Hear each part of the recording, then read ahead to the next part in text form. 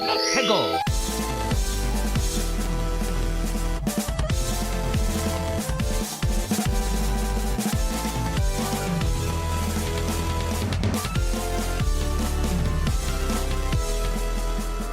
Hello and welcome to another episode of Ferris 64 with me, your host, Yemmy the Ferret. Ferris 64 is, of course, the one-stop shop for video game news, occurrences, first impressions, and so much more. I was going through the news and stuff today, and I said, I think this is going to be a shorter episode. So hopefully I don't make myself into a liar.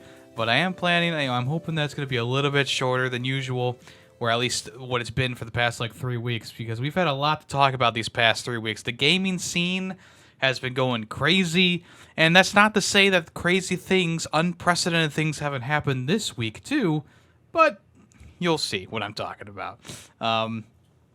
Also, I'm recording this a little bit early, so if something happens over the weekend that I don't talk about, that's why I'm recording this a bit early, because my schedule this weekend is a bit muffed at this point. Yeah, we're just going to go ahead and get started. First off, we have a new family member, Alexander. The great Jar Alexander is here. I bought him from that, what's that company called? They do a lot of these things. I think they were the ones who made all my Bug Snacks plushies, too. Retro Gamer or something like that? I don't remember. His arms are a little bit not the way that I want them to be, but, yeah, I mean, he's cute. He's fun. His arms also can be apart, so he looks like one of those jars that runs after you and explodes, So, that's to say, I don't have anything to show off in the next section, which usually would be, what have I picked up this past week. So we're just going to jump right into the news today, and then we'll talk about other things, okay? Changing it up a bit. Let's move on to what's in the news. There we go. I got his arms to look right. All right. Okay, so the PS5 Pro was announced this past week to a thunderous uproar of criticism, and I'm not going to sit here and say, "Oh, the critics, they're all wrong." How could they criticize something so amazing as the PS5 Pro? Oh my God, I'm not going to be one of those people. I'm not loyal to any brand. I do have the brands that I prefer, like PlayStation and Nintendo for gaming, gaming wise. But if a company does something that I don't agree with, I will call them out on it. In the past, I've said it before. I've done many different things before, calling out numerous, big time video game companies. And Sony's going to feel my wrath today. No, not exactly. I would like to say that is the upgrade for the PS5, is it worth the entry price? Well, let's go through it and see if you would buy this device. So the PS5 Pro was revealed. It's going to release on the 7th of November. It's going to be $700 USD, about the same in pounds, really, which does mean that it's going to be a little bit less in the UK or Europe. It's going to have 2 terabytes of solid-state storage on there, so that's not too bad. They upgraded 3 main things on the console, which were the 3 big points that they made in their video. They upgraded the GPU, so the GPU now has 67% more compute units than the current PS5 console. It will have 28% faster memory. Overall, it will enable 45% faster rendering for gameplay, making the experience smoother. And of course, they did side-by-side things during the video, which I will be kind of tuning into as I talk about this. The side-by-side comparison for the GPU stuff was kind of noticeable. It was more noticeable than some of the other things that they were showing off side by side. But you could definitely see a bit more detail in like the trees and whatever that were around and the foliage. I think mostly this upgrade was to blur the boundary between performance modes and fidelity modes and stuff like that. They want to really blur that so that take away that they want to take away that that selection. They want to make sure that you don't have to choose between the two. They want to try and run both those modes together at the same time, and this new GPU is going to help with that because instead of sacrificing the frames per second for cleaner visuals and better lighting, you won't have to sacrifice the visuals. This is apparently going to be a console that can run 60 FPS natively without having to sacrifice anything, which if you look at other games or other systems, like obviously the PC can do that no problem. Even a PC that you get that's like an HP for an office building could technically run a 60 FPS game. Like, yeah, you're going to have to sacrifice some things, but you're definitely going to be able to get it to run it at 60 frames per second. I would say that most games that come out now, whether it's be on Steam or PlayStation or Xbox or Nintendo, a lot of them are now running 60 FPS usually. Now, of course, the Switch needs a bit of an upgrade, so it's not running things at that 60 FPS or anything like that constantly, but there are some games on there that are 60 FPS. The other big one was recently, I guess Xbox has recently been put under fire, and when I talked about this before, where the Xbox Series S is not able to run these higher quality games at the highest frame rate, so that means that they're capped at 30 FPS for both the Xbox Series X and S, and I think it would be smart for the Xbox to drop the S and just go with run with the other hardware, the X. But that's just me, and obviously that's going to alienate a lot of player base there who want the new games but bought an S because it was a budget console and because it's it was something that worked within their budget. I don't think that Xbox wants to alienate those people, so they're kind of stuck in that. We're trying to get 60 FPS to be the standard, but we're being held back a little bit. PlayStation has taken it into their own hands. They're releasing this new console that's, like I said, supposed to help with the 60 FPS stuff by not having to sacrifice odds and ends for the 60 FPS. Personally, in my opinion, 60 FPS should be standardized across the industry at this point. I don't see why. I don't see why it's not in the norm, I guess, for most of these consoles. I understand that the PlayStation 5 and the Xbox came out 5 or so years ago at this point, but you need to remember that back then 60 FPS and 1440p were the big talking points, and running games at 4K was a big talking point. And I don't think PlayStation ever got to that 4K goal. I mean, I know they can run. The PlayStation can you can watch 4K movies on the PlayStation if you have the disc drive. But that's just the thing. Like, I think that 60 FPS was always supposed to be the standard on the PlayStation 5, but it never really was able to reach that with most of its games. A lot of its games are capped at 30. So hopefully this boosts those games that were supposed to be native 60, but now are native 30. Anyway, next bullet point was advanced ray tracing. They've added even more powerful ray tracing that provides a more dynamic reflection and refraction of light. This allows rays to cast a double and at times triple the speeds of current PS5 model. So if you do look at the comparisons for the lighting effects, I do say that this is also one of those ones that you can definitely see the lighting looks a bit different.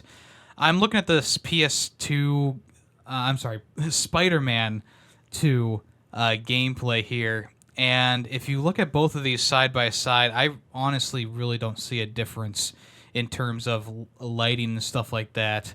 I think maybe it's a bit more crisp in terms of the visuals. That's probably from the GPU section.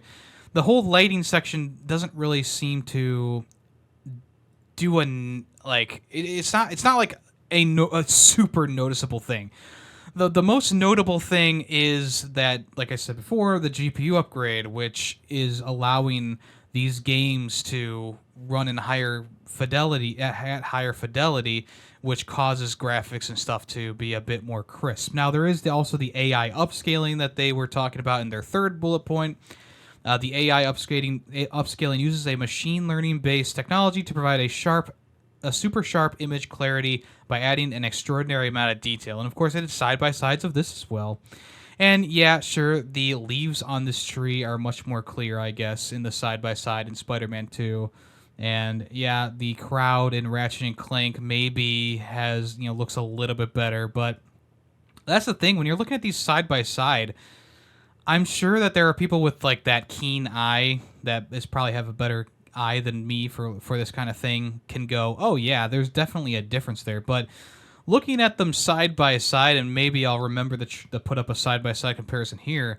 I don't think that it's enough of a difference to justify buying an entirely new console for an entirely separate console for this kind of stuff. And say what you want, I personally don't usually mind a game running at 30 FPS as long as it looks really good and you don't notice the lower frame rate as much as something like a racing game or something like that. Like, I can play The Last of Us Part 2 in 30 FPS and not really worry. And I haven't gotten around to playing it in 60 FPS, but I feel like it really won't be that noticeable for me personally because I'm just not looking for that kind of thing. Like, yeah, sure, is frame rate important? Yes, frame rate is definitely important, but I can live with a lower frame rate as long as the game is running smoothly and it looks good. Obviously, when frame rates drop, like in the early days of Cyberpunk, or insert any game that had a low frame rate at its release, where it dipped down to like 20 to 15 frame rates per second. Like, yes, you're definitely going to notice that, and it's definitely going to be noticeable. But most games, at least nowadays, can run at a constant 30 FPS without having to sacrifice too much. And when you look at the 60 FPS games, like I've been playing Black Myth Wukong at 60 FPS, like, yeah, sure, it's a bit smoother, but honestly, I don't know. It's not enough to make me jump up and say, I must buy this new console right now. The other really tough selling point for this is that just like the PlayStation 5 Slim, the base console does not come with a disc drive. It also does not come with any games. It does have a cool racing stripe down the middle now with some extra vents where the where the regular vent, like the regular panels would be. There's some vents now on the side. And it does come with a regular PS5 controller. They did not mention in the video that I watched that anything was different or new about this controller, but it's probably just the latest model of the controller will be shipped with it. I wasn't ever dreaming that they were going to release the PS5 Pro controller with this console for the same price. That was not my dream, but it is kind of interesting that they didn't really mention any upgrades for this version of the controller. But I know that there's got to be something in there. The PS5 Pro also has a more sleeker design, I would say. It definitely is a bit skinnier towards the middle and bottom. The top does still look a bit wide, I guess you could say. The other thing that's a very tough sell for this console is the fact that the vertical stand is a separate item. It's $30. And if you recall, the PS5 originally shipped with one, you could buy the disc drive version for like $50 more, right? But the vertical stand came with the system. You were not forced to put it on its side if you don't want to pay the extra $30 for a vertical stand, which is actually quite ridiculous. So you have to pay $30 for that, and then on top of that, you need to pay like $80 for the add-on disc drive, which is also sold separately. So yeah, it's just one of those things. It's like, this is like the $700 is already a lot to ask for your average customer. I understand that in doing the numbers and going back in time and like adjusting for inflation for the PS1. The PS1 was technically like $600 in today's money. I get that. I'm not a fucking nerd. I'm kidding. I get that, and I understand, like, oh, it's not like the prices really increased that much. We're still, with inflation and all that, it's about the same. I get it, but no one wants to hear that. No one wants to hear like, oh, well, let me push up my glasses. Adjusting for inflation, this means that the PlayStation 5 would technically be worth like $300 back in the day with the same price as the PS1. No one wants to hear that shit. Like, I don't want to hear that shit. I don't need to have anybody justifying the $700 price tag in 2024 for this console.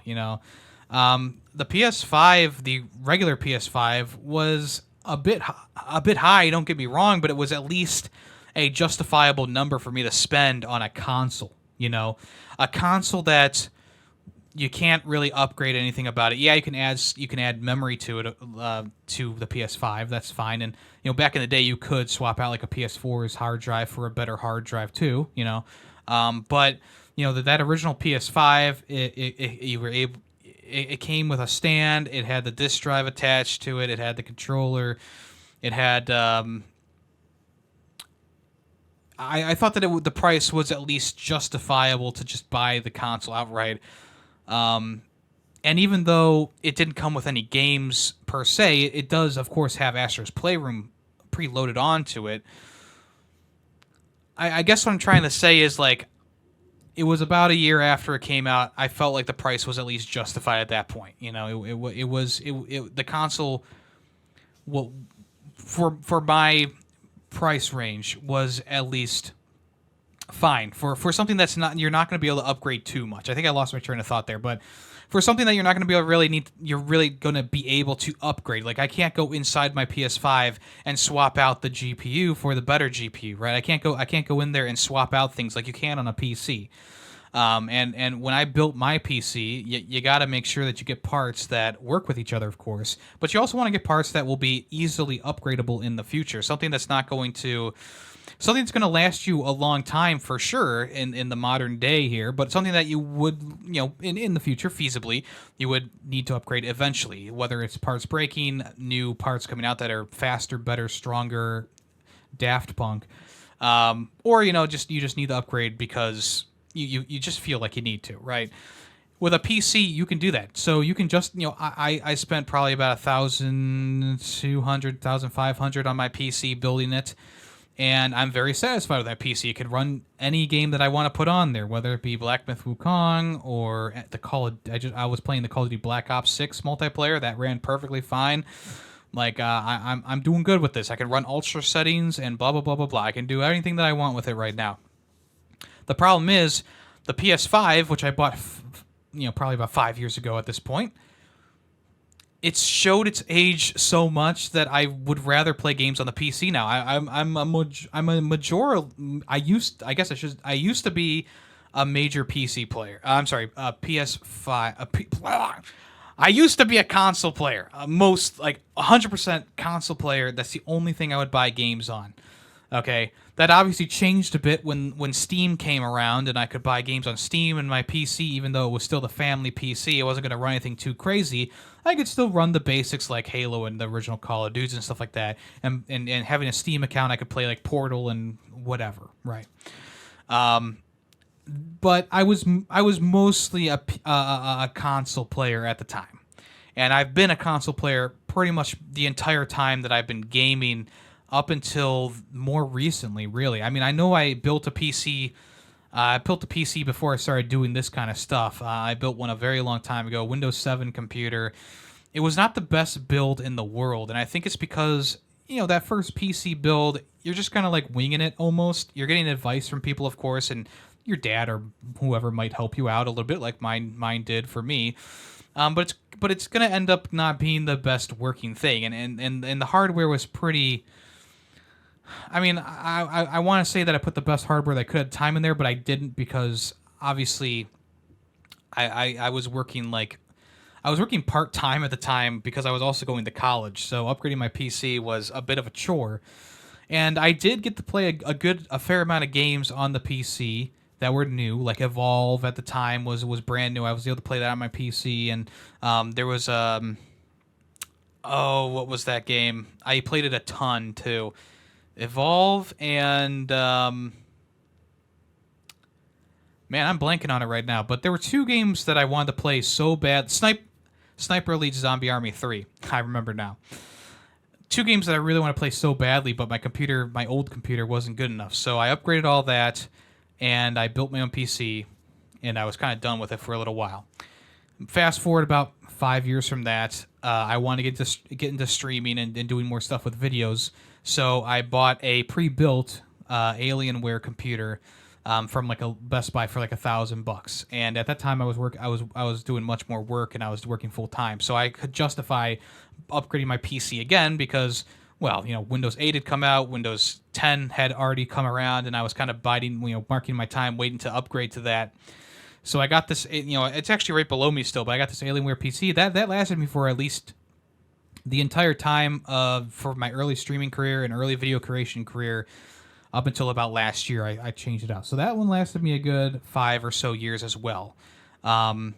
But eventually, I wanted to stream in higher quality. I wanted to have more room to work on videos. I wanted to play games that weren't, limited to 30 FPS and low graphics settings. I wanted to really upgrade things. I wanted to stream in 60 FPS. I wanted to stream in 1080p. I wanted to do all this stuff that my Alienware computer could not do. And for the base thing, like for base streaming, it was good, but the bitrate would have to suffer for the higher frame rates, or I could lower that and stream it like 30 FPS and with 720p instead of 1080. So there's a lot of limitations put on me because of the hardware. But once again, all I had to do, I forked over the money because I wanted to invest into this podcast and this channel and the Twitch streaming. And I said, I'll do it. I'll do it. I'll push for that. And even though I'm not expecting a return on my investment per se, it is nice knowing like anything that I want to do now at this point for the next probably about 10 years or so, I can do without having to get new parts in my computer. This all links back to the PlayStation, the PS4. When that came out, I bought the base version about a year and a half or 2 years after it had actually come out. First game I ever got on there was Killzone Shadowfall. Next one was Knack, and then it was Black Flag at the PS4 upgrade, and Call of Duty Ghost, the PS4 upgrade. Those are technically the first 4 games I had for that.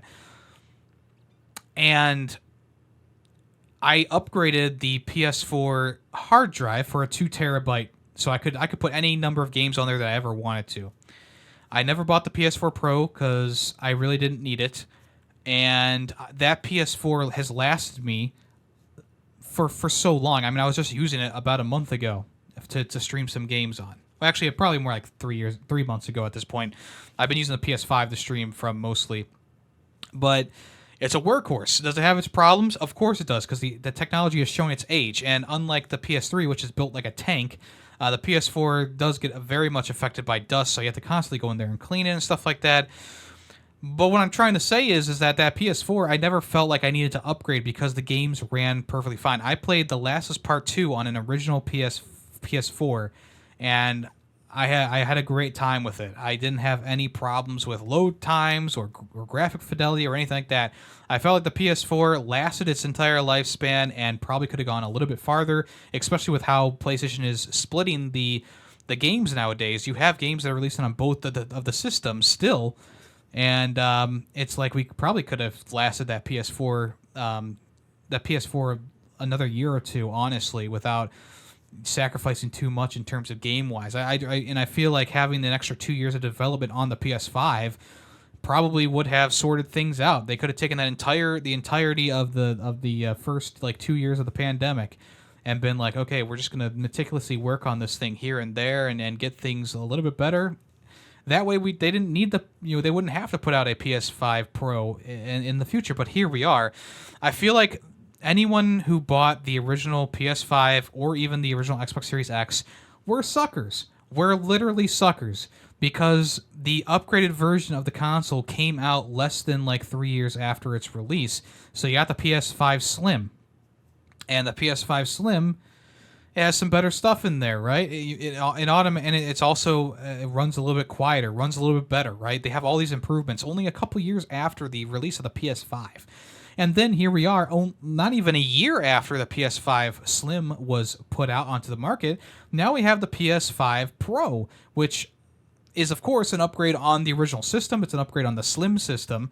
But it just seems so weird to me that they released the Slim and now they're releasing the Pro. the people who bought the Slim because they were waiting on the latest and greatest version of the PS5 are suckers now. They're suckers for buying that version because now there's a better version on the market, and they could have saved up another $100 or so to buy the Pro version instead of buying the Slim version, right? And with the Slim version, once again, you have to buy an attachable disc drive if you want to get physical games. It's just so annoying that the physical game market is kind of being pushed out the door at this point because now we're getting consoles without disc drives. Like, thank goodness, like, the PS5 originally has a disc drive on it if you want it, and the Xbox Series X has a disc drive, and even the Switch has a place to put games into, physical games into. I love that. You actually have the game tangible in your hands. It's there. You own that. I'm always afraid that Steam will shut down sometime in the future, and the 2,000 games that I own on Steam are just going to be gone in an instant. And we're already seeing it nowadays where they're closing down the Xbox 360 store, or they're trying to close down the PS3 store. The Wii U store is closing. The 3DS stores are closing. And there's so many games being lost to time because it's all digital media. And the only way to play games are from physical discs from then on. And even though, yeah, you can keep your digital games, it's still very concerning. Like, okay, well, if my account gets terminated for whatever reason because it's been hacked or because something happened or whatever, boom, all those games are gone, all those purchases are gone, you can't re-download them. It's just a very, very interesting time that we live in right now, and I think that the price point is tough. It's tough. I think that this is going to be a hard sell for what they talked about in the presentation. I think it's going to be an even harder sell.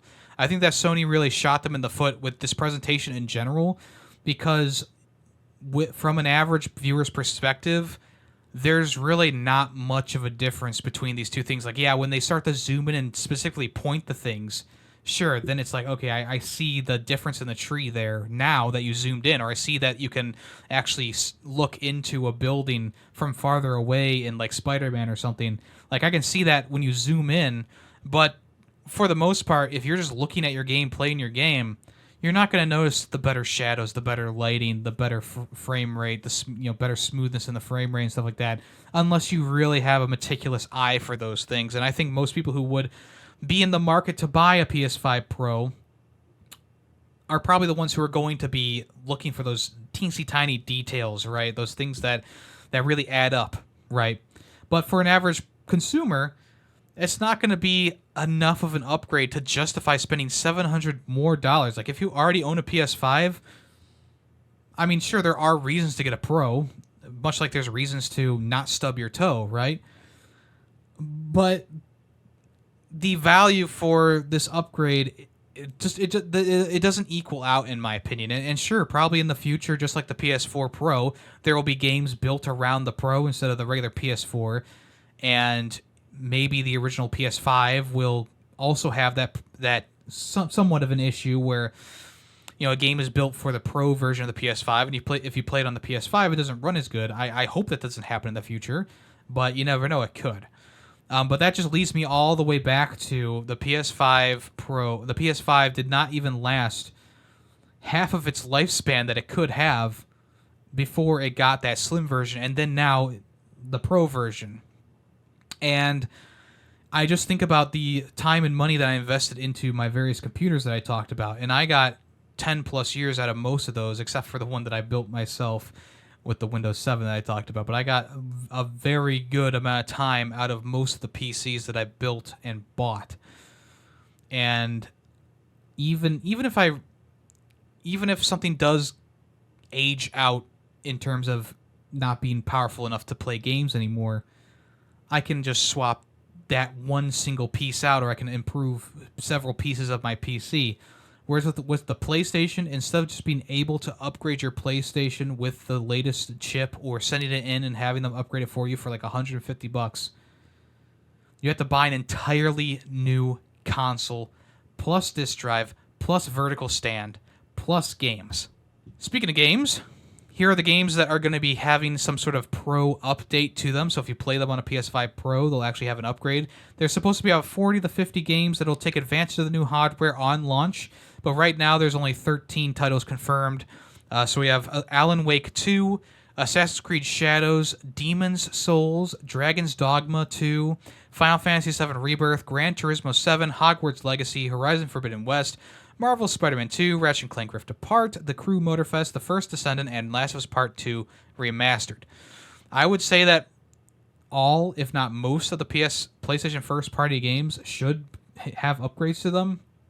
But it's nice to see that there's some third-party stuff getting upgrades as well. So that is nice. Also, they talked about how PSVR 2 titles were supposed to be upgraded with the with the PlayStation 5 Pro as well, but no specific upgrades have been like confirmed. We could just kind of speculate a little bit. But I guess it's nice that at least you don't have to buy like a PS5 Pro version of a game. You can just get that free update when you put the game disc into your console. I'm sure it'll be able to register like if you have the PS5 Pro to register an upgrade for the PS5 Pro version, or they'll just upgrade it on every console, and the settings will only be enabled on a PlayStation Pro. I don't know how that's exactly going to work. But as of right now, I think that this is a bit rough. There's this meme that's been spreading around where it's like, Concord comes out and PlayStation is at a low point, and then Astro Bot comes out and it's like, we're so back. And then the PS5 Pro announcement comes out and it's like, and we're gone. And the little chart goes downward.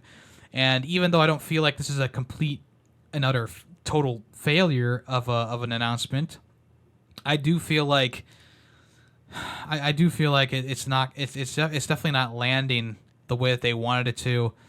And personally, I don't see the justification in buying this console right now. And I like, if you could buy the pieces and parts, like, hey, we're releasing the new GPU. If you send us the console in the mail with a check for $150, we will upgrade with the new chip and the new whatever that it needs to become a Pro. That would be fantastic.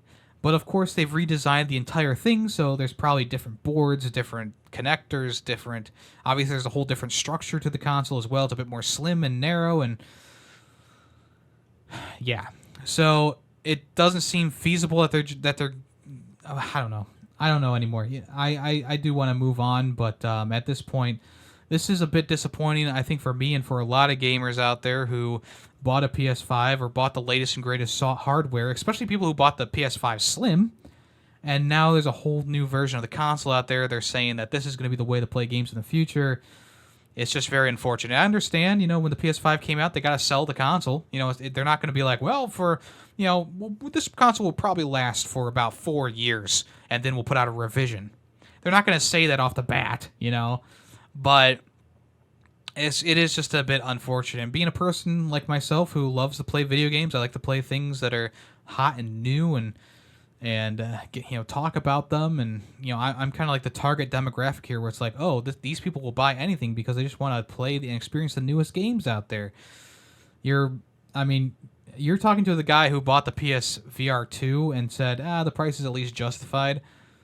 This is not justifiable for me at all. Like, at all. Like, I get use out of the PSVR 2. I get use out of the original PS5. I get use out of the new PC that I built. I get use out of the various controllers that I buy. I just bought the latest 8-bit Duo controller, which is technically graded for Switch, but I use it on my PC. And it's been great. And I apparently, I've been looking through my purchases on Best Buy. I seem to upgrade my controllers every 2 years. My keyboard's every 4 years, it seems, or 5 years. But I can justify these purchases. I can't justify spending $700 on a console that I already have that doesn't have enough going on right now that I can justify that. And that's the other thing too. Like, there's that running joke that the PlayStation has no games on it. And even though I would disagree, like, there's a lot of great games on PS5, I don't feel like the amount of games are not enough to be like, okay, and now buy the PS5 Pro because all these games will play better. They didn't even have a new game to announce at the presentation. Like, they should have announced a game that's like, this game is going to take the PlayStation Pro by the balls and just really use everything that it can. No, they did not have anything like that. So it's like, okay, so I need to buy this console again, re-download all my shit, buy a vertical stand, buy a disc drive because all my games on the console are practically digital. Any of the big games, I guess I should say. And then what? And then I just have a bit better specs, and I have a bit better games running a bit better. And in a year or so, it's already going to be. It's already going to be yeah, it's already going to be old news. There's something new that's going to be released, and they're probably going to they're probably working on the PlayStation 6 right now, honestly, and that'll probably be released in about 2 or 3 years. So what's the point of spending $700 every 2 years at this point, right? So that's that. I spent a lot more time than I thought I would on this topic, but it's a big one, and it's one that's got a lot of people talking. And me personally, you know me, I like to talk. All right, Annapurna Interactive has lost its entire staff. The staff all walked out because talks about branching off from their parent company broke down. They wanted to spin off on its own independently, and the company that owns them decided to. Well, they were trying to talk about it or have talks about it, and I guess those conversations just did not go the way that the staff wanted. So, in a comment to the press from an Annapurna Interactive spokesperson, they said, "Our top priority is continuing to support our developer and publishing partners during this transition.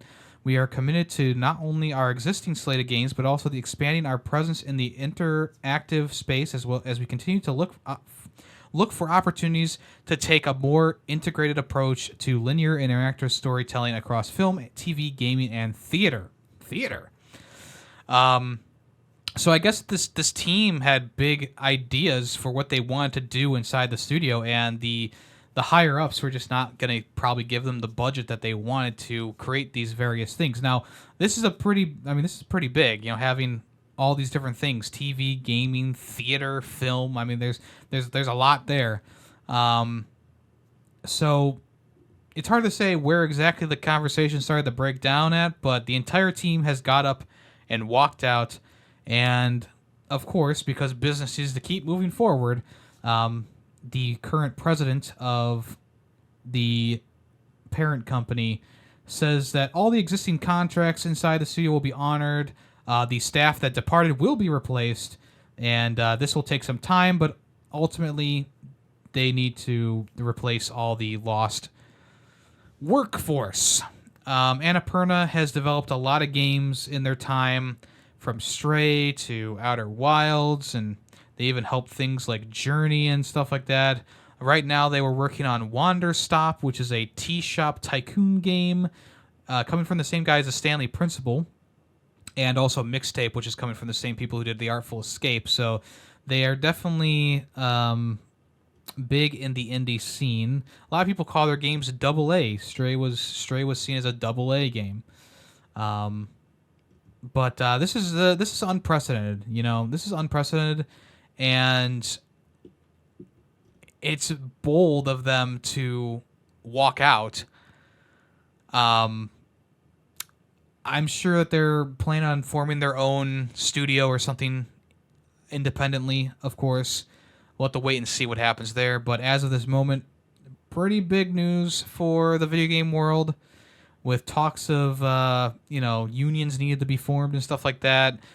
This is one of those things that might have been prevented if there was a union. But then again, it's not like they were laid off. They just kind of walked out. They said, "We don't like what you're trying to sell us, and we're done." So there you go. But we'll see what happens to both studios in the future, of the new one that they're supposedly probably going to create and the one that they left. We'll see what happens. Speaking of people leaving their jobs, in this case, it's being cut from their job. Xbox has cut 650 more jobs inside its studios. Phil Spencer confirmed it to a letter to his employees.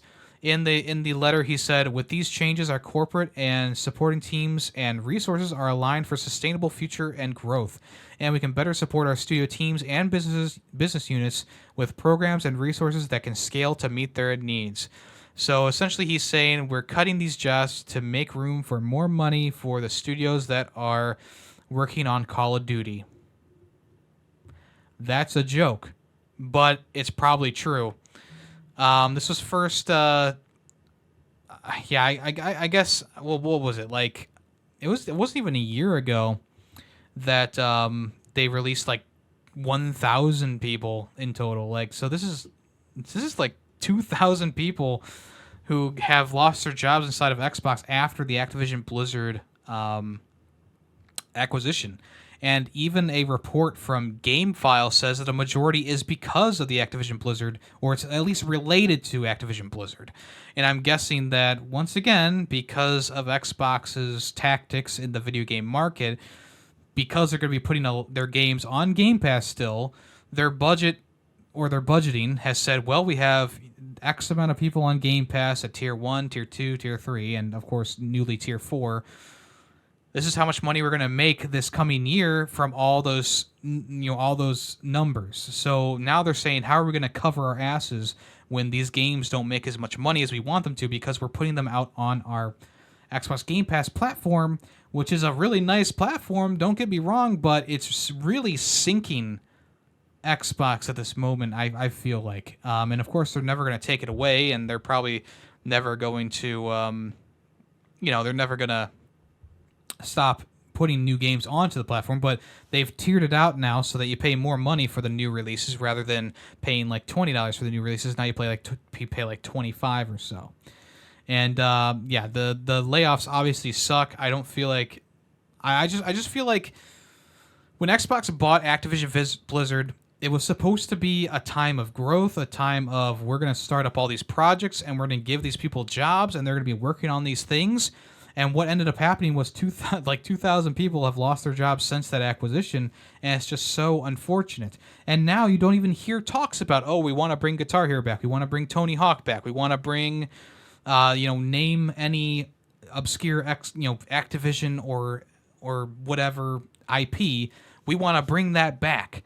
And here we are, not even a year into the acquisition, and we've stopped hearing about the projects that they want to do, their dream projects that Phil Spencer was talking about when he was on stage, when they were talking about acquiring the studios and in memos and on podcasts. We've stopped hearing about all that in general. Now all we hear about is the number of jobs that they're cutting to save money to fund the big projects. And once again, as I said last week, I had a rant about it last week. Why are we funneling millions and millions and millions, tens of millions, hundreds of millions of dollars into these games and not having a backup plan? Why must we feed millions of dollars into a AAA game, but not fund like a smaller game that's also going to make its budget back, and actually would probably be guaranteed to make its budget back? I go back to the Ape Escape example. We could have had an Ape Escape game sometime this year instead of having, just Concord, or having Concord and Astro Bot. We could have had Ape Escape game to make its budget back, probably go above its budget, and now you have Concord, which had 8 years of fucking development, $800 million or something like that pushed into it. That's not going to make nearly any of its money back. I think it's only made at like $250,000 in total, and then that's not even minusing the budget, like the budget for marketing. So now you have this giant loss. So now, if Astro Bot doesn't sell, billions of copies, they're going to say Astro Bot was the failure. Concord's a failure because they didn't sell enough. We needed Astro Bot to sell more to cover the cost of Concord. But if you put some smaller games out from your studios, you don't have as big of a problem. You're making money off of these smaller games that are guaranteed to sell higher than their budget for the development costs and the marketing costs. Xbox has so many IPs now that they could use. First and foremost being like Banjo-Kazooie, Viva Pinata. Bring some of this shit back. Give it to smaller studios inside your company. Give these people who are being laid off, give them something to work on and pay their bills with. Instead of doing that, they're cutting these jobs to pump money into the big games that are guaranteed not to make the money back. Call of Duty is not going to make the same amount of money that it did, and I might be wrong about that, but being on Xbox Game Pass, you're going to be making $25 instead of $70 per copy. Modern Warfare 3 sold as well as it did because it was the first Call of Duty game to be $70, I'm pretty sure. The first Call of Duty game to be $70. It was a continuation of a good game. Modern Warfare 2 was good, so people are going to buy it. And 3, it didn't take nearly as much many resources to construct the game because it was essentially a glorified big DLC. So it made all that back. Not only that, but it was on PlayStation console. It was on PlayStation, Xbox, and PC. So now you're getting tons of money from all 3 of these platforms. Well, now essentially most people who have an Xbox have Xbox Game Pass at whatever tier. They probably have the highest tier, honestly. PC people who have PCs, most of them, from what I can tell, have the Xbox Game Pass for PC. It's too good of a deal to pass up on PC for most people. Okay, so now you have 2 platforms there that are going to make way less money than they usually do, in my opinion. The PlayStation is really going to be the only place that people are going to be buying the game outright for $70 if they want to play the latest and greatest of Call of Duty games. Or you have the people who want to play physically, whether it be on Xbox and PlayStation. So now you have those sales there. Is that going to be enough to recoup the entire loss that you're going to have from the development of the game, from buying Activision Blizzard? I don't think so. Add on top of that you don't have a Switch version of Call of Duty, which you promised to have a Switch version of Call of Duty. Not going to happen. So now you don't have the money from the Nintendo player base who would probably buy a copy of Black Ops 6. So I think after Xbox releases Call of Duty Black Ops 6, they're probably going to be in even deeper shit than they already were. And that's just my opinion. That's just a prediction. But at this point, it seems like a prediction that will be more than likely coming true. I can't see into the future, but I can see the writing on the wall, and it says, we're fucked. Huh. I don't remember seeing that there before. Oh well. Continuing the Xbox news, like I said, there is a fourth pass or tier for the Game Pass. So you have the PC Game Pass, which is day one releases, hundreds of quality games, EA Play included, member benefits and discounts. So there's the PC Game Pass, which is pretty good. You have the Core Game Pass experience, which is mostly for consoles and people who own the Xbox Series S, in my opinion. You get online multiplayer. You get 25 or so games to play practically for free, and you also get member discounts there. The standard one is the new tier. There's hundreds of games that you'll be able to play, online multiplayer, and member discounts. This is the tier that will not include day one releases. Same thing with the Core. And then you have the Ultimate tier, which is day one releases, hundreds of high-quality games, online multiplayer on console, EA Play membership, membership discounts and perks, and also the cloud gaming for your phone. That's all in the Ultimate tier. So, in general, I think the Ultimate tier is still a pretty good deal, all things considered. I think it's still like $25 or so, which is not too bad at all for new day one releases, which are usually $70 each. Hundreds of games being put on there. Yeah, there's a lot of games that get put on there, like Space Trucker, which is like a $25 value. That pays for itself if I play it one time, There's usually a game a month that I play on Xbox Game Pass because, a lot of stuff goes there, and I like playing stuff on there. You also get the entirety of EA Play, which is obviously a separate thing that you need to download on PC, but if you're on console, boom bada bing, you have hundreds of games there that you can just play without having to worry about downloading the EA game launcher. And then, of course, the cloud gaming is nice for people who play anywhere that they want to. I've played on the cloud a couple times with my phone when I was just bored at work. I played a little bit of that Octopath Traveler and whatnot. Games that I'm not like super interested in, but I just want to try out a little bit. A lot of times, if I'm just kind of like hanging out on my bed or in the car, as in terms of like just hanging out, I have a downtime at work. Boom, I can just pull up my phone and start playing a little bit. It works just fine. Like I think that the experience is actually pretty good. I was playing a little bit of it on my phone during like waiting in the lines at a amusement park like Cedar Point. You know, it's a nice thing to have. So in general, I'm not trying to be a shill here, but the Ultimate experience is actually a pretty freaking good deal, even if they did up the price a little bit. And the PC version of Game Pass is also pretty good too. If you have a PC, wow, there's a lot there that you can work with. The other two tiers are budget tiers. You know, the core is definitely for like maybe a younger audience or a person who really only plays games on their digital only console, or even the Xbox Series X. So you know, it doesn't have to just be a digital console thing. And then the standard tier seems like something that's another thing for the Xbox Series S or a digital console that someone would want over the Xbox Series X version, you know, or the Ultimate version for Xbox Series X. But there you go. Let me know what you think down below. This episode's going sicko mode, but I am glad that I started with the big news here. Bungie has committed to Destiny 2 through 2026. It was recently like the 5th year anniversary of Destiny 2, the original vanilla version of Destiny 2 coming out. It's been about 10 years since the original Destiny came out. And with the final shape, that is like the final big expansion, as they said, but they're still going to be working on stuff for Destiny 2 up until 2026, as we know right now. So the new roadmap is going to have new stories, new locations, new missions, new weapons, new gear, new raids, and dungeons. They just won't be putting out these updates as often as they were during the regular seasons of Destiny 2. So the first expansion, which is going to come out next year in summer, is going to be is codename Apollo. There's going to be a major summer update codenamed Arsenal in the first half, and then a fall update called Surge, which is going to have a bunch of stuff as well. So the big core expansion is going to have probably the new story, new location, new whatever. And then those smaller updates are probably going to have new activities, new gear, new modifiers, new sandbox events, and stuff like that.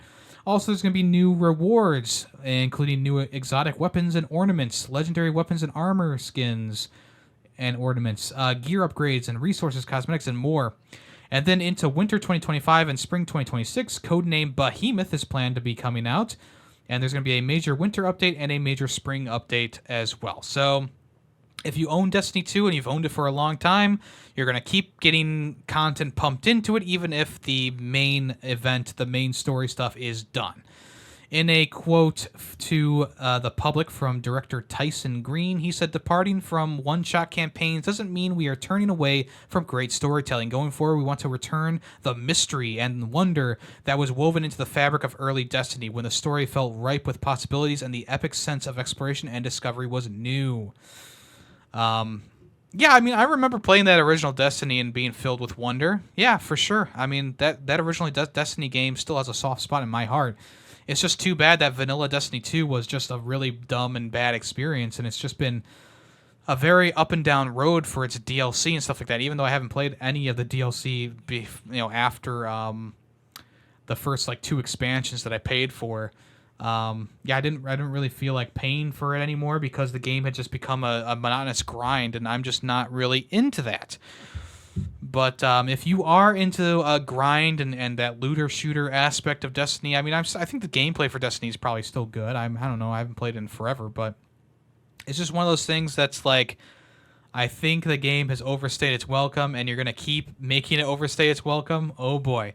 Obviously, they're probably working on the next Destiny at this point. I wouldn't be surprised. But with the recent shakeups inside of Bungie, it's hard to say what they're going to be doing now. Will they actually be working on Marathon? Will they be working on Destiny 3? Who knows? What to wait and see. Payday 3, kind of going the opposite direction of Destiny. The creative director is actually stepping away from the project because Payday 2 is remaining the better game. It's more popular still. Payday 2 is still more popular. So in a Twitter post, he said, "Hello, heisters. As we are nearing the first anniversary of Payday 3 and the start of our second year, we wanted to give a brief update on Payday 3's leadership. Going into year 2, Mio will be stepping away from his former role as game director and focusing his efforts as a designer elsewhere in the project. In the interim, while researching and planning ahead, year 2, Andreas and Alamir will be the creative force behind the upcoming updates. We hope you keep enjoying and playing. Yeah, in the background, it's actually been said that he stepped away because Payday 2 was just still more popular than Payday 3. I don't think that this guy sees a future for Payday 3 at this point. We played Payday 3 back when it first came out. I talked about it. Callus and Greedy Waffles and I were playing the game, and it was really just a shell of what Payday 2 was. And even though Payday 2 isn't my favorite game either, I can still say without a doubt that first opening bank heist mission for Payday 2 is miles better than anything that Payday 3 has to offer. And that's just unfortunate. So right now, Payday 3 has about 844 players on Steam, and Payday 2 has about 15,000, probably more like 15,500 average players on Steam. So it's pretty crazy. And that might be because Payday 2 has been on sale for like $5 like every 5 months. You know, every time there's a sale on Steam, it's like down to $5. That could be part of the reason. But me thinks it's because Payday 3 just was not a great game, unfortunately. Okay, Elden Ring put out a recent update, patch 1.14. This is mostly for the Shadow of Erdtree DLC.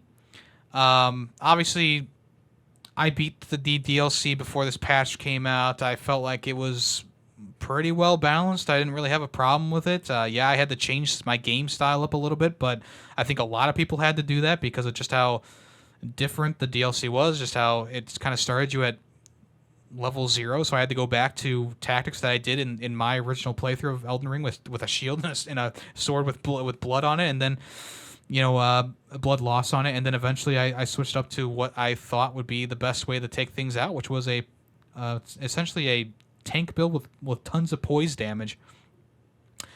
So the final boss of the DLC, I guess I'm not going to reveal what his name is if you want to, no spoilers, but the final boss was really kicking people's asses, and it's not like it was unbeatable, but a lot of people were stopping at that point because it was too difficult for a lot of people. And of course, the Melania fight from the base version of Elden Ring also had this like major nerf to her as well a year after the game came out. So it's not uncommon for From Software to nerf their hardest bosses. But in this case, and honestly in the case of Melania, like I just feel like we don't need to do this. I mean I'm not the best video game player ever. Oh, big surprise, everyone. I'm not the most talented, best video game player ever. I can admit that. There's people who beat games with bongos and blindfolds and whatever. But I will say that I'm pretty competent at almost any genre that I want to dive into.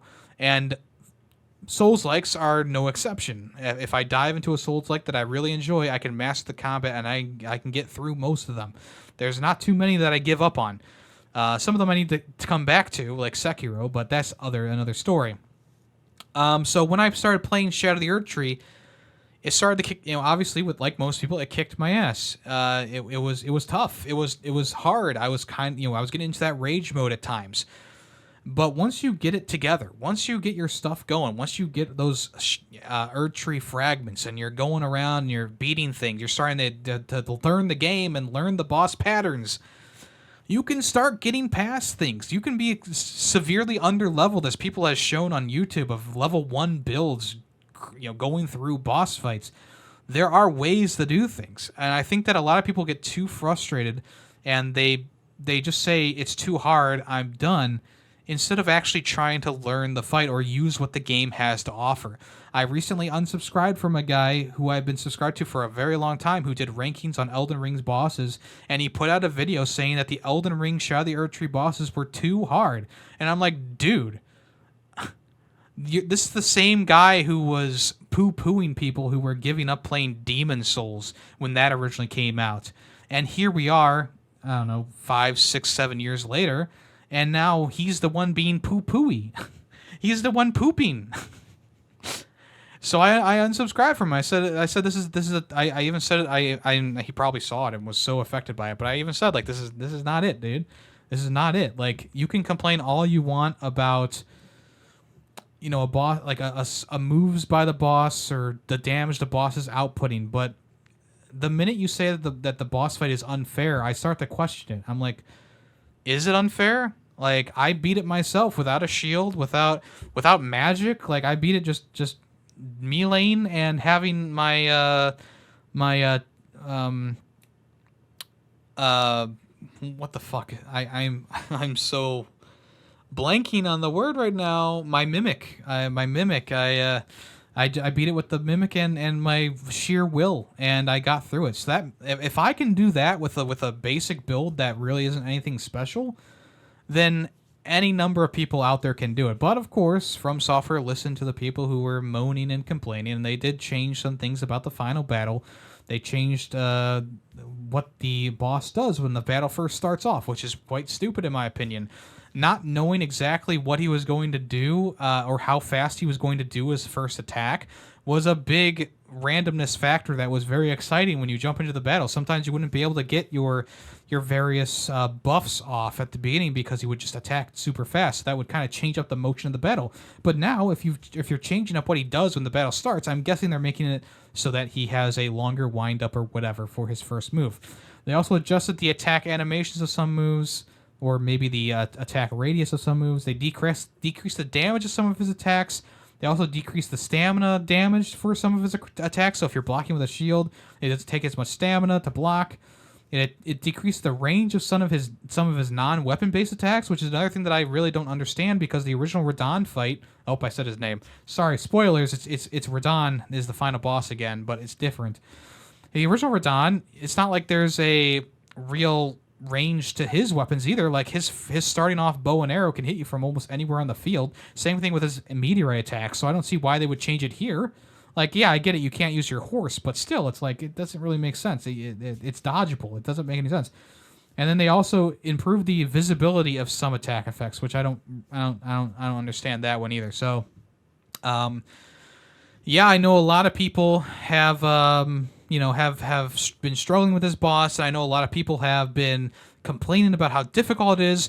But then you just need to remember, like, this is the final boss of a DLC that's already very difficult. Like, the From Software DLCs are always the hardest things about the game. It happened with Dark Souls 3, it happened with Bloodborne, and it's happening with Elden Ring, that the DLC is the hardest stuff that the game has to offer. And here we are with the hardest thing that the game has to offer being this final boss fight with Radahn, and yet people are bitching and complaining and moaning, saying that's too difficult. I don't understand what you want them to do. Do you want them to make a pushover of a boss fight for the final boss? No, of course not, because then people would be complaining, oh, it's too easy. It was too easy of a boss fight. I beat it in my second go. I beat it in my first go. Too easy. There's no happy medium here. Hopefully this does help people who are struggling at the boss fight finish the boss fight. But to anyone like myself and others who have beaten the boss in its other version, and you didn't struggle, you didn't complain, more power to you. Obviously, if you beat the boss after this, it's not going to degrade your accomplishment. It's not going to take away anything from that accomplishment of beating this boss. But just know that I don't think that this boss was that super uber difficult that we needed to nerf it in these ways. I feel like it actually had, by the time that I was learning the boss and doing the being able to dodge things, I was like, yeah, this is like, it's difficult, don't get me wrong, and yeah, there's a lot of randomness to this fight. There's a lot of damage output, but if you use the right tactics, if you learn the boss's moves, you learn what he does, you can beat anything you want.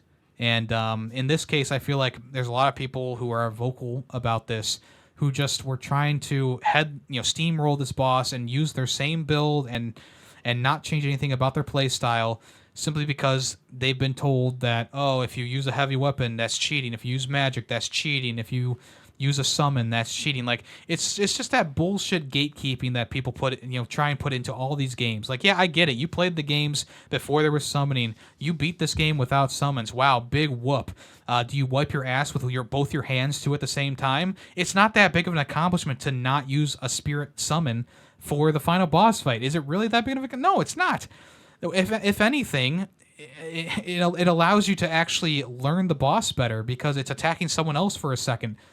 You can see what he does, and you can time out the timing in your head by just seeing him do it on someone else rather than it being at you 100%. And of course, more power to you if you can beat the boss without spirit summons. That's not what I'm trying to say. I'm just trying to say here, stop gatekeeping these games from people, because then we get problems like this where people complain that's so difficult because they've been told that they can't use all this crap that's in the game for you to use. You can't use that because it's cheating to use a great pot on this one enemy. It's cheating to use blood loss. It's cheating to walk 3 steps into the boss arena. You need to stay exactly where you are, or it's cheating.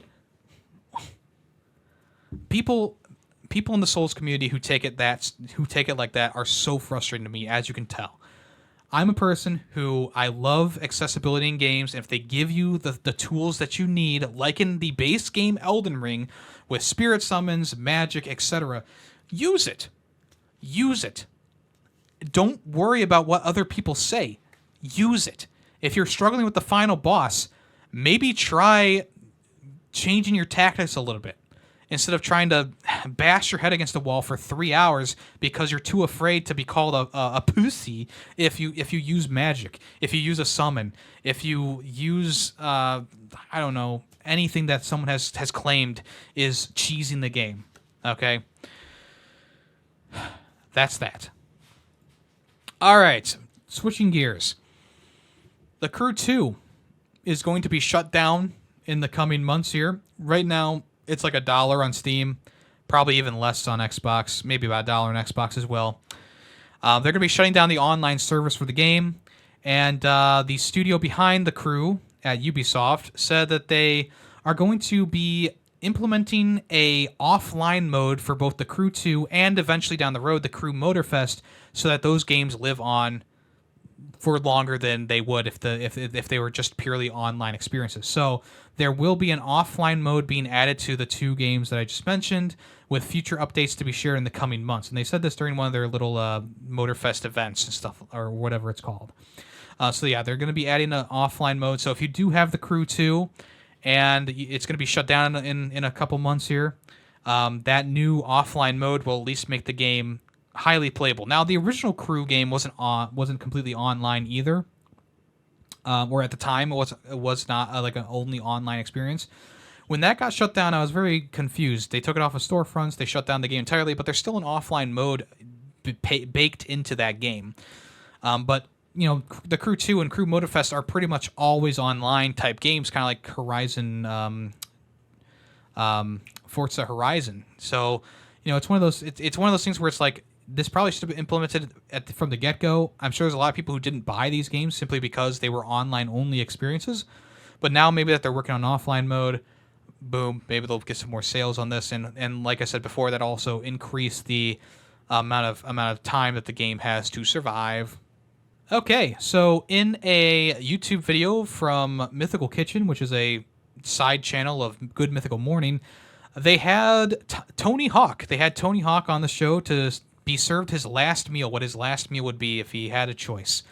And in his, I guess it's kind of like an interview, a pseudo interview. He told the person that he was talking to, Mythical Chef Ryan, I'm pretty sure his name is. He said, "I wish I could tell you more, but I can tell you that I've been talking to Activision again.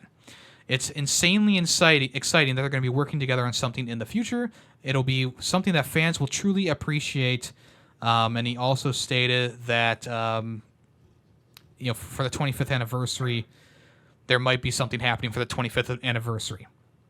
So the last Tony Hawk Pro Skater game was the Tony Hawk's Pro Skater 1 and 2 remake. They shut down talks of a 3 and 4 remake, but it's possible that with Activision being bought by Xbox, maybe they'll start working on that 3+4 remake. Maybe that'll be the big 25th anniversary reveal. But we'll have to wait and see. Maybe it's a new game. Hopefully it's much better than Tony Hawk Pro Skater 5. But if it's a new game, that would also be pretty cool too, especially if it uses the same engine as the Tony Hawk Pro Skater 1+2 remake. I'm very excited to see where the series goes in the future, but I'm also a bit worried because there was a time where Tony Hawk Pro Skater games were just the worst things of the year. They had that freaking motion sensor board that kind of tanked them, and then they put out a couple of mediocre games, and then it all kind of escalated with Tony Hawk Pro Skater 5, which was a return to form for the series. It was numbered again in the series, and it was just a huge flop. It was just one of the worst things in terms of Tony Hawk Pro Skater games that I had ever played. But the remake of 1 and 2 got people to come back around to it. Those games feel great. They're very exciting, very fun to play, and I am excited to see if they're going to be doing like a whole new game. Like they could definitely flesh out the Tony Hawk Pro Skater 1 and 2 remake engine, make it open world, do whatever they want with it. But I guess we'll wait and see what happens. Obviously the 25th anniversary is coming around later this month, so it's possible that they maybe have an announcement for that. As I mentioned last week, they changed a bunch of their banners and stuff like that for the anniversary. So we'll see if they're actually cooking anything, and if not, that'll be unfortunate. But if they are cooking something, that'll be very exciting. Okay, filming for the Watch Dogs movie has officially wrapped. I think it was like a couple years of filming for this movie. And on Ubisoft's Twitter account, they simply said film _wrapped.exe. The Watchdog movies is done filming. So obviously this means that it'll probably be another year or so before we actually see the movie and maybe even see a trailer for the movie. Obviously compiling movies together and editing them and all that stuff takes a very long time. So we might not see anything about the movie for another year or so, but maybe by the next time Ubisoft has like a connector or showcase, they will talk about it again or show a little bit of it there. We haven't really seen anything from the set or anything like that. A lot of times you'll see like these little Easter eggs of people posting various pictures, but we really haven't seen anything or really know anything about the movie in general. But it's supposed to be releasing sometime 2026, 2027, I guess. They originally started production in July, so it was actually that's actually a pretty quick turnaround time for filming. So I guess it's not too bad. But then again, it could just be that they have a lot more CG to put into the movie than the actual scenes. But this is one of those things where you're either going to be really excited about it or you're not going to really care, because Watch Dogs has been a very up and down series. Watch Dogs 1 was a train wreck. Watch Dogs 2 was, I thought, pretty good. And then Watch Dogs 3 was kind of like mediocre. And I guess we'll see how it goes. But as of right now, the movie is done filming, and we'll see how that looks whenever they decide to reveal it. The Lord of the Rings game called Tales of the Shire has been delayed, I believe, until 2025. In a Twitter post, they said, all of us here at Weta Workshop are excited to have you join us in the Shire, a peaceful corner of J.R.R. Tolkien's world. When a new hobbit steps into Bywater for the very first time, we want that moment to be everything you're hoping for. To ensure we deliver that vision, Tales of the Shire will now be launching in early 2025. Thank you for your patience and continued support. Be sure to tune in for the Hobbit Day Showcase on September 22nd to learn more about the Tales of the Shire and our new release date. So, I guess unfortunate for people who were very excited for this. Me personally, I was not looking forward to this one because I just want to kill orcs in a Lord of the Rings game, okay? Is that too much to ask for? I want to chop the head off an orc and kill them and combo them and kill them, okay? That's all I want. This is going to be fine for the people who like this kind of thing, though. I think that these cozy games, especially one that would be kind of centered around the Lord of the Rings universe, might be kind of fun. Obviously, hobbits are known for their food, so I'm sure there's going to be lots of cooking and lots of partying and stuff going on. Probably going to be kind of adjacent to an Animal Crossing in some ways. But now it's going to be coming out in 2025, and if you want to check out that showcase, it's happening on September 22nd. And finally, for the news today, Nintendo has announced a new Switch OLED with Super Mario Bros. Wonder as a bundle. So this is going to be released in, I think, all the different corners of the world, whether it be in the Americas, the Europe, Australia, Japan, etc. Of course, this is the Switch OLED model, so you're getting the latest and greatest of the Switch models. It's going to be set to release on October 24th. It is a white set, so the copy of the game is included with 2 white Joy-Cons, and of course the stand is also pure white as well. They did not show off if there was anything special on the shell itself or anything like that. I don't believe so. It seems to be just a regular Switch that is bundled with a game, but it would have been kind of cool to have a Mario Bros. Wonder styled system. I think that would be kind of cool. I'm sure they could go pretty wacky with that, but they did not. It also includes 12 months of Nintendo Switch Online, which is a whole year, if you don't know. Which is that's pretty good. That's pretty good. That gives you access to all the base stuff that you could want from the online service. Yeah, I mean, in terms of bundles, I think this is a pretty good bundle. Super Mario Bros. Wonder, just in time for the Christmas season, getting something out there that is going to catch people's eyes if they've been looking for a Switch, or if they have a kid who's been asking for a Switch or something like that. This, again, does kind of reinforce my idea that they're not going to be revealing the Switch until next year at this point. I really do feel like if they're going to announce it, it's probably going to be after Christmas into January, probably. If they're going to, and of course, the release is definitely going to be towards next year Christmas. So we're probably not going to see the console for another whole year, in my opinion, like actually being on shelves. In my opinion, in my prediction, I think that the Switch is going to be releasing next Christmas. So this Christmas, they're probably just trying to squeeze out the last that they can with the console. And I'm thinking around January or February, they're going to show off the new console. They have a huge direct with the new games that are becoming day one, and all that stuff. We'll get the Donkey Kong Country Returns remake in January. We'll get Metroid Prime 4 as the last hurrah for the regular Switch, but it will also have a Switch 2 or Pro version, whatever you want to call it. It'll also be sold as together as like a bundle maybe, or if you have it, you could play it on the newer console when that does come out. And then I think the console is going to release sometime in November, October, December, November of next year. That's just my opinion. It's not set in stone. Let's move on to the next part of the show, which is what's coming soon.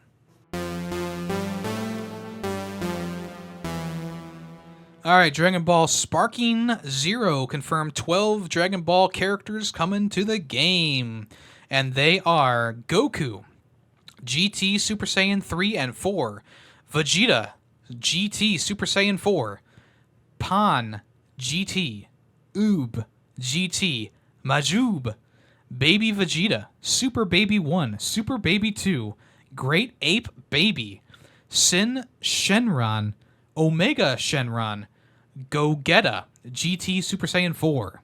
I'm sure there'll be plenty of other characters that you can use in this game, of course, but these are probably like the main ones that people would be excited about, like Super Goku and Vegeta and stuff like that. Obviously, there's plenty more characters that can possibly make an appearance in this as well. I'm sure those aren't the only ones. Pre-orders are available right now. You get a 6-character early unlock if you pre-order the game before October 11th. There's also a secret playable character that you can get as well. And there's also multiple skins you can get for both Goku, and I'm not sure who that other guy is. Gogeta, I think. But there you go. If you want to check that out, the trailer is on Bandai Namco's YouTube channel. Speaking of anime, Konami has revealed some more games coming to the Yu-Gi-Oh! Early Games collection. This is the big pack of Game Boy Color, I was going to say GBC, but Game Boy Color games. We already knew about Yu-Gi-Oh! Duel Monsters 4, Battle of the Duelists, and also Yu-Gi-Oh! Duel Monsters 6, Expert 2. But they also announced that they will be releasing Yu-Gi-Oh! Duel Monsters from 1998, Yu-Gi-Oh! Duel Monsters 2, Dark Duel Stories, and Yu-Gi-Oh! Dark Duel Stories. So now the total has come to 5 games, and I believe there's supposed to be even more.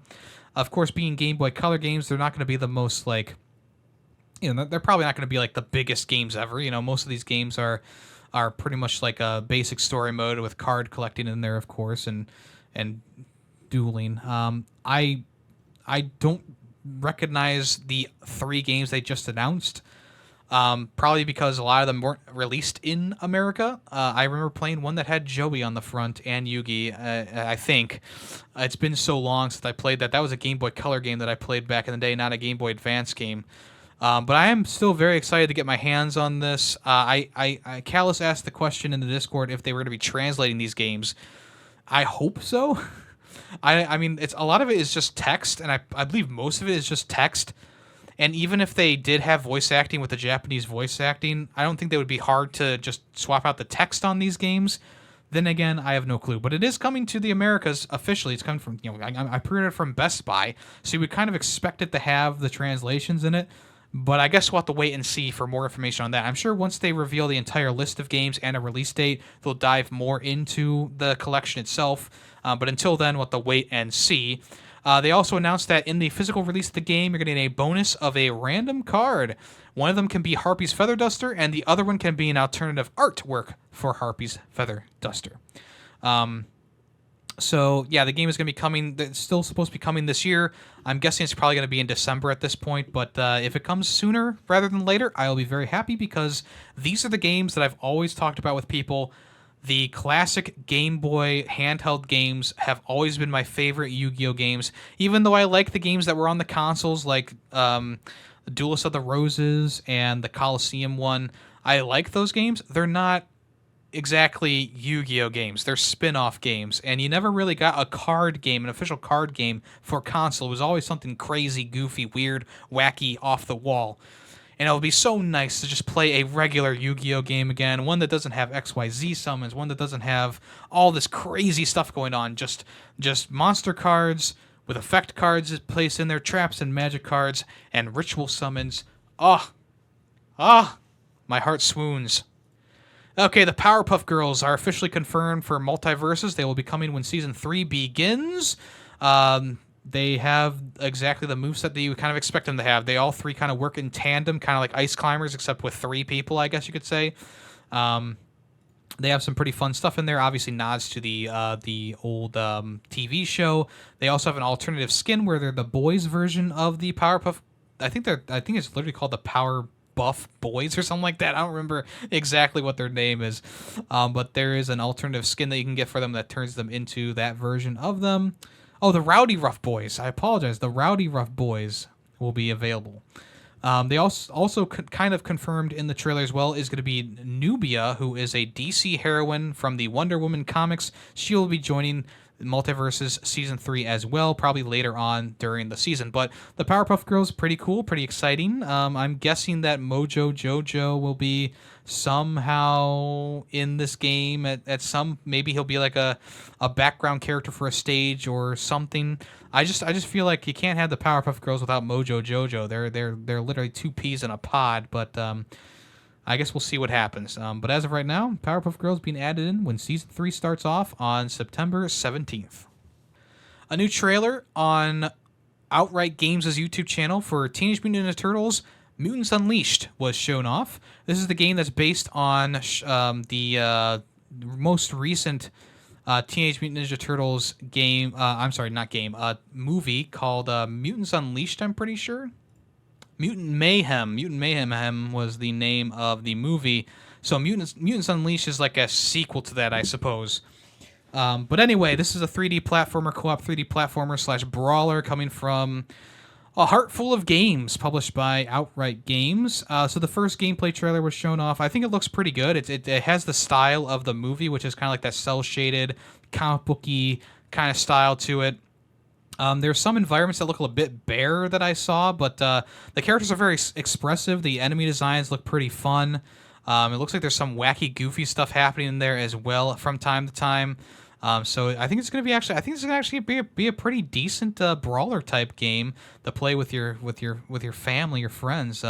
Apparently they also released some action figures as well, which are available right now. So there's some Teenage Mutant Ninja Turtles Mutant Unleashed action figures. Probably can find them at like Walmart or Target or something like that. The game itself is coming out on October 18th on pretty much every single platform, including Switch, PlayStation 4, 5, and Xbox. So if you want to check that out, it's going to be available everywhere. I think this looks pretty good. It's not too expensive either. I think it's only like $40, so a nice budget title for the holiday season, I guess. There's also going to be a Mutants Unleashed physical collector's edition coming out. I don't know if I talked about this already, but I'm going to talk about it again just in case. This is going to be going for about what is it? $200.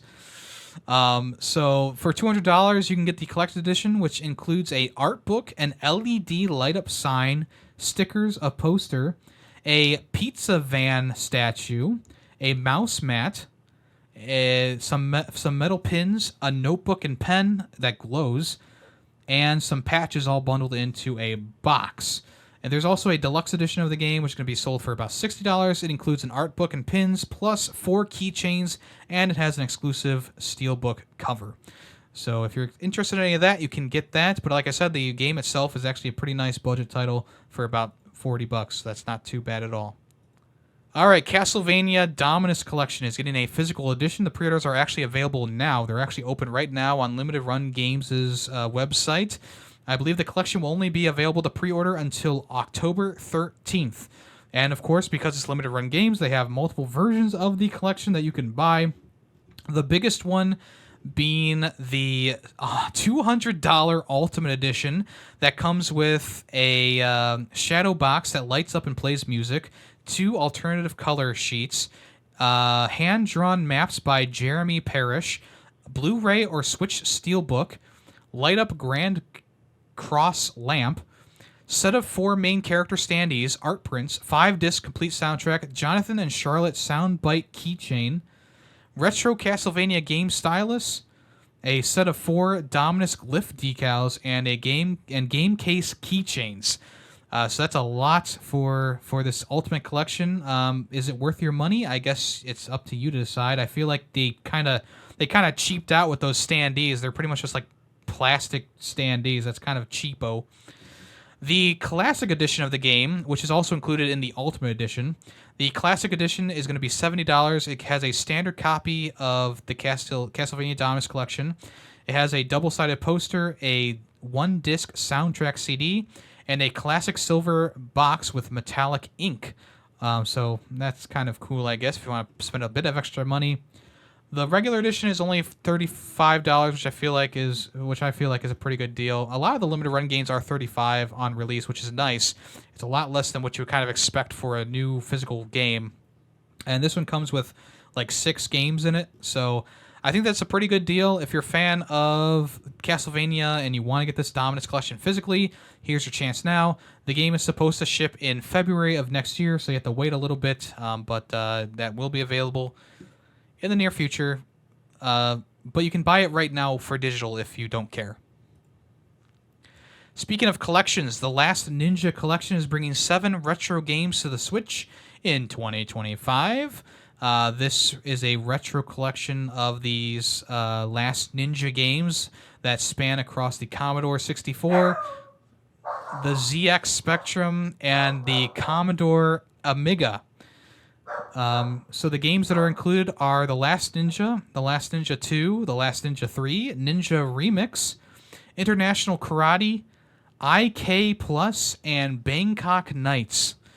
So you can check that out. That's going to be available for about $60 in March of 2025. A collection of some old school ninja games. So if you want to check that out, there you go. And here's some stuff that's going to be included in a pre-order of Mario Party Jamboree. So I actually got an email from Best Buy that said that your free tote bag has been added to your order, which is great. So that must be the America's thing. But you get a free purchase with the pre-order of the game. You can get a tote bag that, of course, has like the main cast of characters on it, and they're all having fun. You can get a party tin, which seems to be like a garbage can almost. And then there's also a dice block keychain that also comes with it. Now, I only was shown that I was getting the tote with my pre-order, so I don't know if you have to pay for like I don't think there's a different edition of this game, but it might just be region-specific things, like maybe Europe gets the tin, Japan gets the block keychain and the Americas get the tote bag. I'm not sure. But yeah, I'm excited for this. I'm very much ready for another good Mario Party game, and this one looks like it's going to be pretty good. I know that they're bringing back like the helpers and stuff like that, which a lot of people didn't like, but I feel like I didn't really mind that. So there we go. Once again, this is going to be releasing on October 17th. Xbox is putting out a new Sonic Legacy bundle, which actually includes a delisted Sonic game from the Xbox 360, Sonic Generations. So if you buy the bundle for $60, you get the Sonic Adventure plus DX upgrade, Sonic Adventure 2 plus Battle Mode DLC, Sonic the Hedgehog 4 Episode 1 and 2, Sonic the Fighters, and Sonic Generations plus Casino Night DLC. This will all be available in the Xbox store. I believe right now it's available right now. I believe Sonic Fighters is the only game that's taken out of this bundle if you buy it on PlayStation. So if you want to check that out, that is available right now. And then here are 13 games that are going to join PlayStation Plus Extra and Premium on September 17th. So the extra tier games are The Plucky Squire, Under the Waves, Night in the Woods, Chernobylite, Wild Card Football, Space Engineers, Road 96, Ben 10, and Far Cry 5, which is actually a pretty good list of games. There's only like 2 on there that either I haven't played or I don't think are good games. And then the premium games are very interesting. One, there's a PSVR 2 game called Pistol Whip in this collection.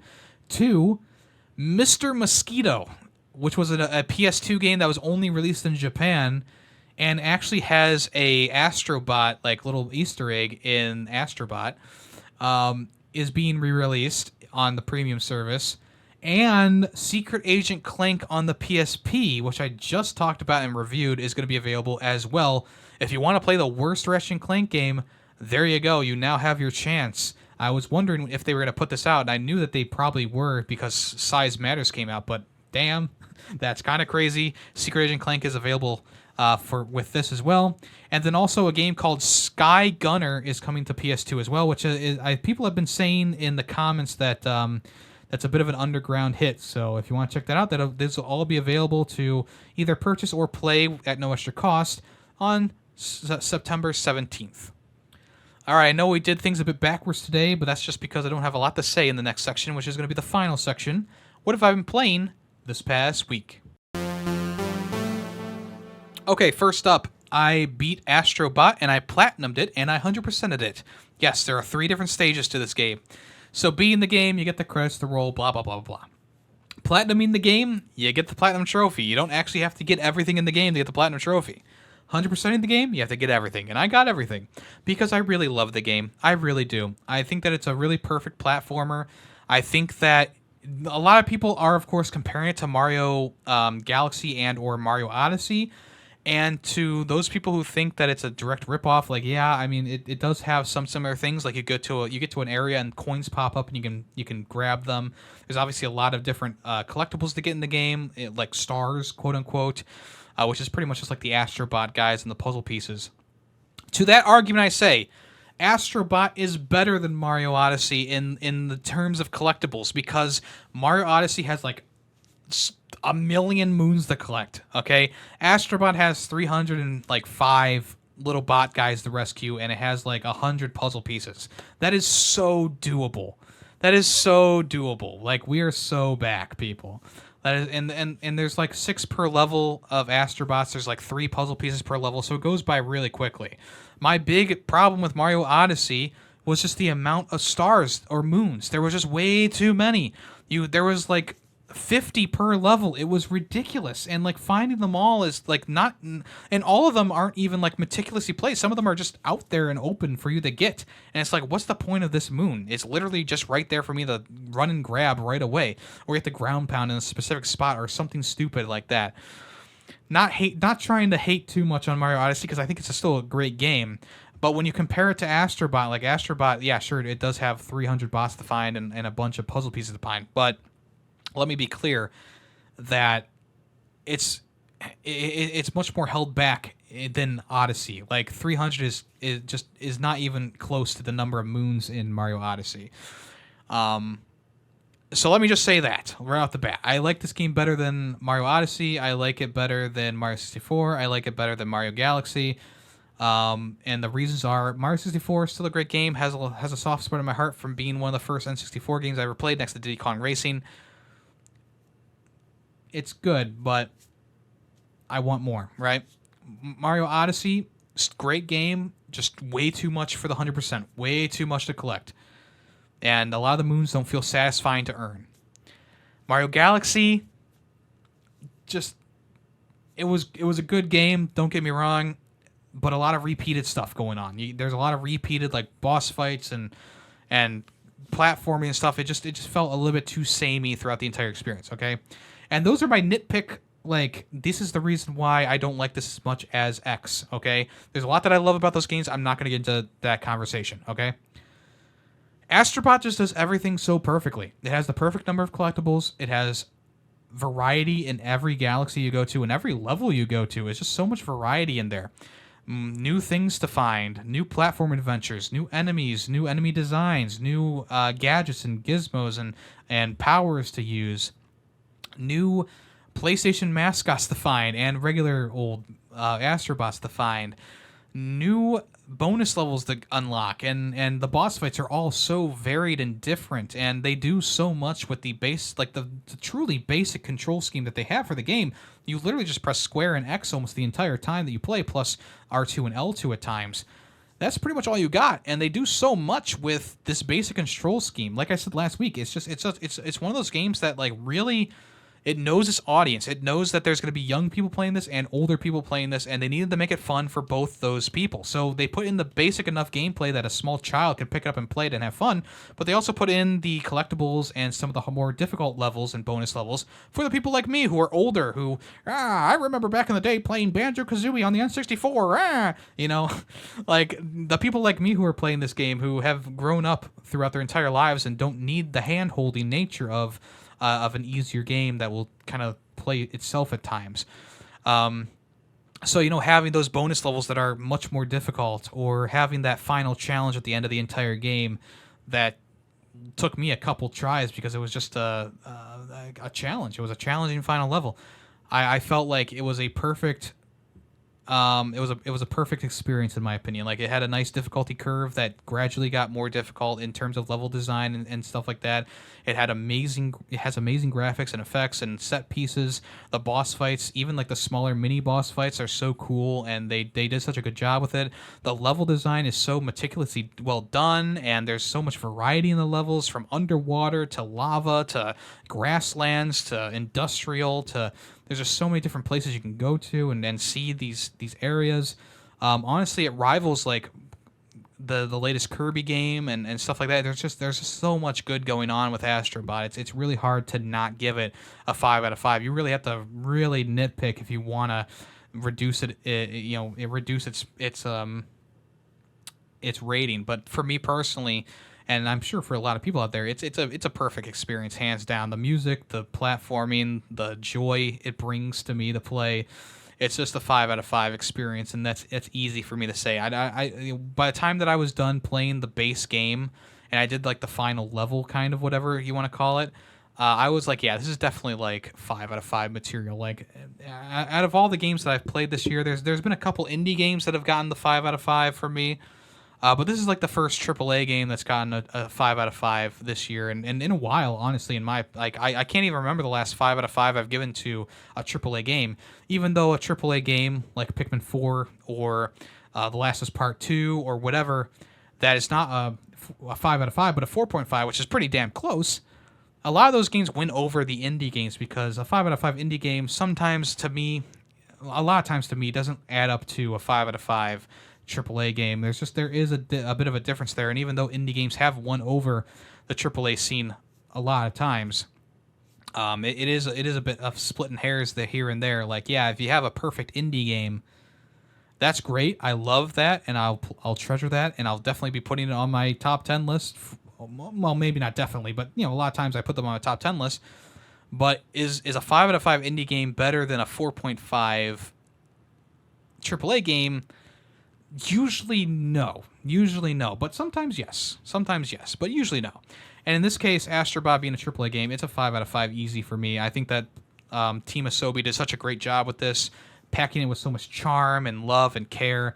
Not only just to the more recent PlayStation IPs that are being utilized and used, but also to like the old school IPs. And even though there are some old IPs that are missing, like there's no Twisted Metal representation in this game, they are planning on putting out updates with more levels and more boss to find. So I'm guessing that's where Sweet Tooth is going to come in, and other characters that you may be missing from the base roster, or characters that didn't make the move over from, Astro's Playroom to this game.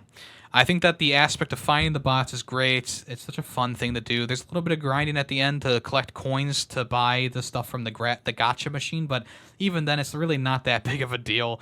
It only took me like playing a level like twice in order to get it, to get all of them done. So, in the end, Astro Bot is a fantastic experience. It's one that I will remember forever, and I will definitely be coming back to it as they update it for sure. What the Car also came out this past week, or I played it this past week. What the Car is the next game in the What the series. There was What the Bat and What the Golf, so now we have What the Car. It started off a bit too basic for my taste, and the levels were way too quick. But now that I'm in like the fourth world, or whatever you want to call it, the fourth set of levels, it is getting more fun and more variety. It has a lot more variety in it, which is great. I was a bit worried when I first started playing it that it was going to be too short and it wasn't going to have enough variety. Like, I think about What the Golf, and that just had like each world just had such a different and unique take on golfing. You used portals in this world, and you had like a Super Meat Boy world in this one, and you had a lot of water stuff in this one. You had a whole sports world for this one. And in What the Car, like, yeah, there's a sports world in What the Car, but it's only soccer. It's so or football as they call it. It's only that sport. It's not like a bunch of sports. It's just that sport plus bowling, I guess, at the end.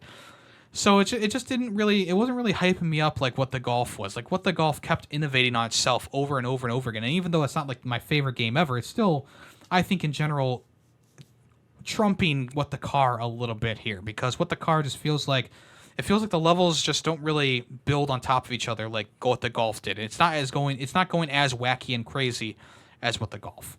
So, but it's still, I mean, What the Car is still fun though. That's the thing. I'm enjoying it. I'm enjoying it more now.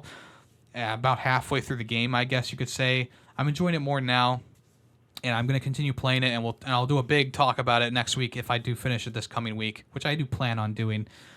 So I'll talk about it then. Another game that I was playing this past week that I recently bought because it was on sale for like, I think it was like $15, and people have been saying that this is like the greatest game ever made. It's the best narrative-driven game ever made, best walking simulator ever made, whatever you want to call it. 1000X Resist. I don't want to say too much because I'm in like chapter 3 and I'm not feeling it, unfortunately. And I kind of went into this with that concern because there's a couple of games out there that get high praises by almost anyone that you talk to. And sometimes you play them and you're just like,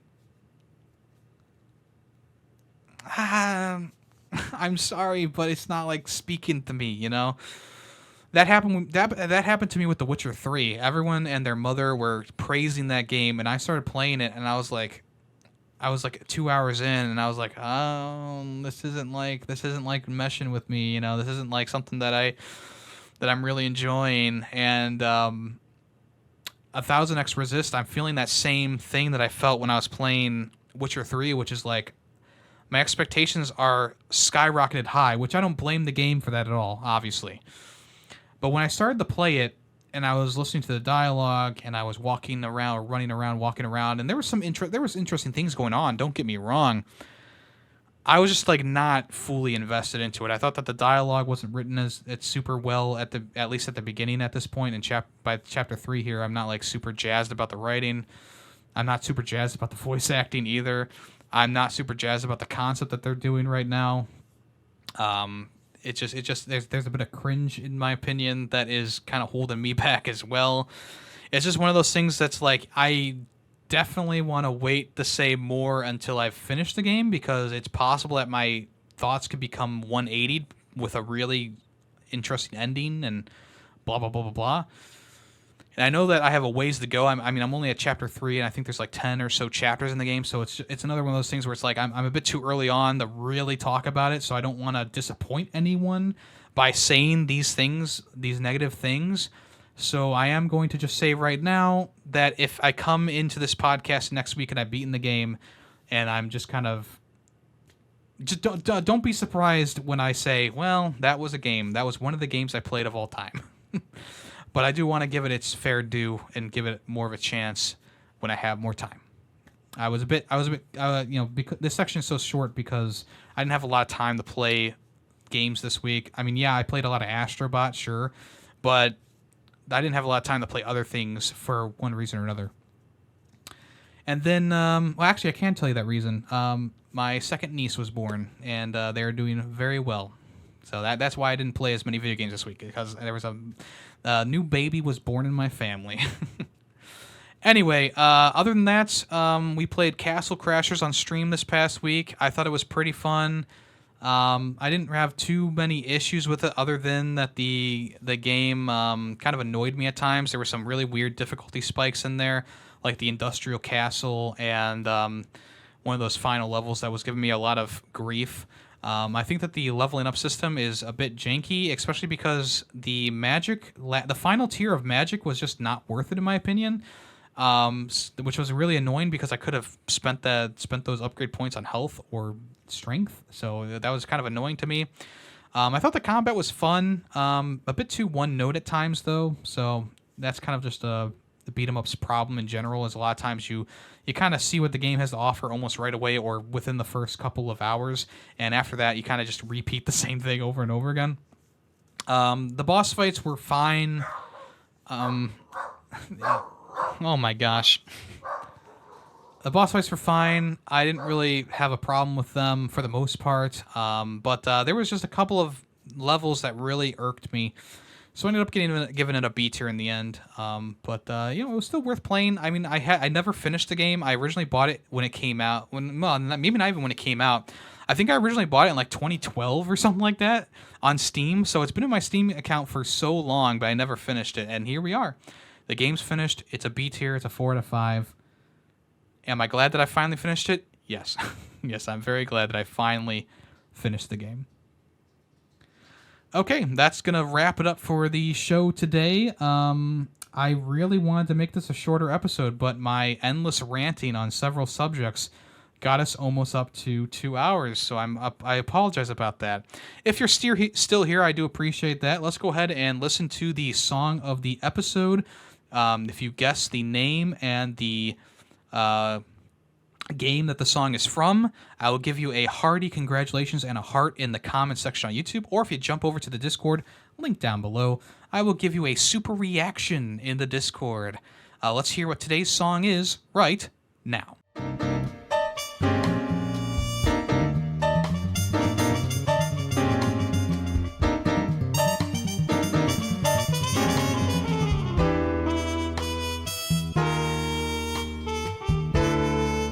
Okay, if you know the name of the song and the game that's from, let me know in the places that I told you. Alright folks, thank you so much for listening to this episode of Fair 64. I know they've been a bit long recently, but there's been so much going on. I've had so many thoughts on things. I mean, today in general was, I think it was Yemmy Ramble episode, the official Ramble episode for Yemmy. But hopefully you found some enjoyment in it. And if you have any comments, make sure you leave them down below. I'm always happy to continue conversations, whether it be on the Discord or in the YouTube comments, as long as we stay pretty civil. I'm okay with picking up conversations there. If you want to check out anything else I do, it's all at Yemmy the Ferret, whether it be on Twitch, YouTube VODs channel, Twitter, Instagram, whatever. I'm in many different places under the same name. If you want to check out the other podcast I do called Film Freaks, we talked about the Terminator recently. The next episode is about the Blair Witch Project from 1999. If you want to check that out, that'll be available next weekend. But that's it for me. I am Yemmy the Ferret, and I appreciate you listening. And I am out of here. I'll talk at you next week. So long. The Ferret 64 podcast is owned and edited by Yemmy the Ferret. Small sound clips used throughout the podcast were made by Yemmy the Ferret. The song in the intro and outro is Nightshade by Adhesive Wombat. The Fair64 logo was made by Player2P2. News sources include PushSquare.com, NintendoLife.com, and PureXbox.com. All opinions, video game related, are my own. Thank you for listening.